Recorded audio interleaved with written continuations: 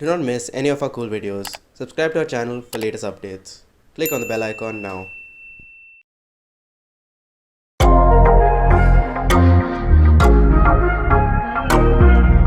Hello everyone, welcome to yet another video on Proteus simulation by Robotics and Circuits Manipal. We hope you enjoyed our previous videos. Today we will build a Bluetooth controlled board with microcontroller AT89C51, that is 8051. We will also run the board using voice commands. So first of all, we will put the most important part of the board, that is the microcontroller. So go to components mode, click on P, then type AT89C51. We will take the most basic microcontroller in this, click on OK and put it in the workspace. So you all will be wondering, what is this new microcontroller? So AT51 microcontroller is one of the microcontrollers which is used in automobile, consumer electronics and embedded system industries. Intel designed this 8-bit microcontroller in the year 1981. Initially, this microcontroller was built using N-MOS technology, but due to its high power consumption, the AT51 microcontroller was rebuilt again using C-MOS technology, which consumed significantly less power. The 8-bit microcontroller comes with an 8-bit data bus and a 16-bit address bus. The 16-bit address bus can addresses a 64 KB code memory space and a separate 64 KB data memory space. The AT51 has 4 KB on-chip read-only code memory and a 128 byte of internal RAM random access memory organized in Harvard architecture. Harvard architecture refers to computer architecture that has separate storage and signal pathways for data and instructions. The AT51 also has 2 timers or counters, 4 general-purpose parallel input-output ports, a serial port, and an interrupt control logic with 5 sources of interrupts. Beside internal RAM, the AT51 has various special function registers such as accumulator, the B register, and many other control registers. Now that we know what AT51 is, let us start building our board. The idea is to create a simple Bluetooth control board. The board can also be remotely controlled using speech commands. We will be using a board that follows simple instructions for now. So now let's start with the second component in our board, which is the L293D motor driver. Like our previously constructed obstacle avoidance board, we will also require motor driver L293D to drive the DC motors. We will be using one motor driver to drive 2 DC motors. So again, go to component mode, click on P and type L293D. Click on this. Then press OK and put it in the workspace. Next, we will take 2 DC motors. So again, click on P, type DC motor. You will get various options for the DC motor. I am taking the simple DC motor for this board. You can take any of these. So click on OK. And we need 2 DC motors for this. So we will put 2 DC motors in the workspace. We will zoom a bit and connect the output one, that is pin 3 to one of the ends of the first DC motor and output 2 to the second end of the first DC motor. Then we will connect output 3 to the first end of the second DC motor and output 4 to the second end of the second DC motor. Then we will go to terminal mode, click on ground and connect it to GND in the motor driver circuit. Then we will take the power terminal, place it in the workspace, connect VSS to the power, then we will connect VS to the power. We will join enable 1 and enable 2 and then we will connect both of them to the power. Now the last task is to connect the input to the AT51 microcontroller. So we will connect IN1 to pin P2.3, IN2 to pin P2.4, IN3 to pin P2.5 and IN4 to P2.6. This completes our motor driver part. Let's go to the third component, which is the Bluetooth module. So we will again go to the component mode, click on P, then we will type BLUTOOTH HC and we will get HC-05. and we'll click on OK and paste it in the workspace. So as you can see, it is different from the other components. This is because I separately included a library file in the Proteus as this was not readily available. I have given the zip file for the library file in the description below.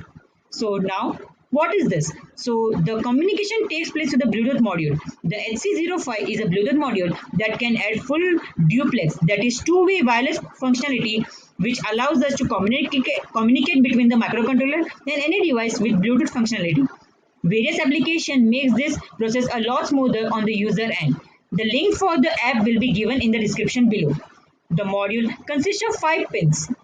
The enable pin, this pin is used to toggle between data mode and command mode, the VCC, the ground, the TX pin and the RX pin. The TX pin is used to transmit serial data and RX pin is used to receive the serial data.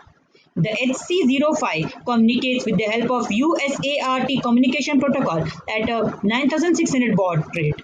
USART means Universal Synchronous Asynchronous Receiver Transmitter is a serial communication of two protocols. This protocol is used to transmit and receive the data bit by bit with respect to clock pulse. So now comes to the connection part. We will connect the TXD pin of the HC05 to the RXD in the 8051, which is here P3.0, and we will connect the RXD in the HC05 to the TXT pin in the 8051, that is P3.1. This completes the Bluetooth module of the board. So now the final component in our board is the LCD display. LCD display is a liquid crystal display which is in connection to the microcontroller. It will reveal the action being carried out after each instruction for our ease. There are two such rows capable of displaying 16 characters each. Each character is displayed in a 5x7 pixel matrix. The 16 x 2 alphanumeric dot matrix display can display 224 different characters and symbols. The LCD has two registers, command and data. Command register stores various commands given to the display. The data register stores data to be displayed. So let's go to the component mode P. We have to type LCD. We will take LM016L LCD display. Okay, put it in the workspace. We have to connect D0 to P1.0 pin, D1 to the P1.1 pin, and similarly the other data pins to the port 1 of the microcontroller 8051. While doing this, please be careful to connect the pins very properly, because if you connect it in the wrong manner, then there might be chances of having a wrong character at the wrong position. So please be careful by connecting all the D0 to D7 pins. Once this is done, we will add power and ground to the LCD display. So we will go to terminal mode. We will take power, add it here. We will take ground terminal, add it here. We have to power VDD and we have to ground VSS. Now RS pin should be connected to the P2.0 of the microcontroller 8051. Then R/W, which is the read/write, is connected to the P2.1 of the microcontroller. And enable pin, which is E pin, is connected to the P2.2 of the microcontroller. This completes our robot setup. Thank you. So now I'll explain the code in brief. We will provide the code in the description as well. So we have included #include reg51.h for the 8051 microcontroller. These are the port connections for the motor driver, and these are the port connections for the LCD display. We have used various functions to display the commands in the LCD display, which you can go through. We have used SCON register for the serial communication. We have used LCD init function to start the LCD display. Here SBUF register gives the command to the X, where we check X for forward, backward, left, right and stop. So this is the brief explanation of the code. So now you can see the Bluetooth display app on the screen, which is in my phone, and you can also install it. Its link is given in the description. Once you start the simulation, you have to click on click to scan, then connect it to your laptop. It will show connected. Now in order to start the robot, we have to click on the listener and give the command. For first, I'm giving the backward command B.